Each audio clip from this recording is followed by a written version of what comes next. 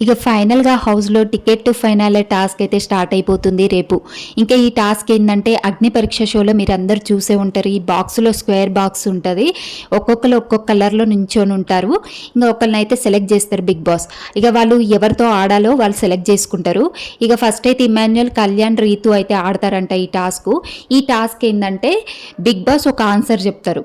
ఆ ఆన్సర్ ఏందంటే ఇక్కడ గార్డెన్ ఏరియాలో అన్ని పేపర్స్ ఏస్తారు కదా!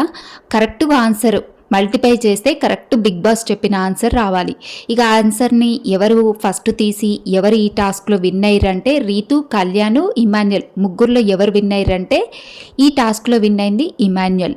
ఇక ఇమాన్యుయల్ ఆ box Rithu box, Kalyan box ఇప్పుడు ఇమాన్యుయల్‌కే ఉంటది.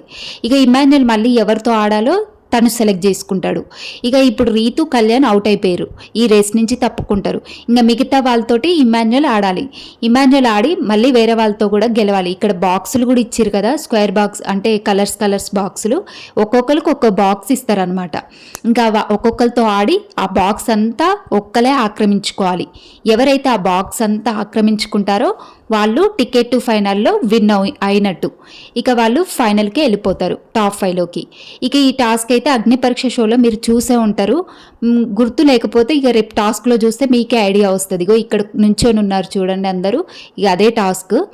ఇక ఇమాన్యుయల్ అయితే ఫస్ట్ రౌండ్‌లో అయితే విన్ అయిపోయిండు. నెక్స్ట్ ఇంకెవరెవరు వస్తారు, ఎవరు విన్ అవుతారు టికెట్ టు ఫైనల్ అనేది రేపైతే మనకు క్లియర్‌గా తెలిసిపోతది.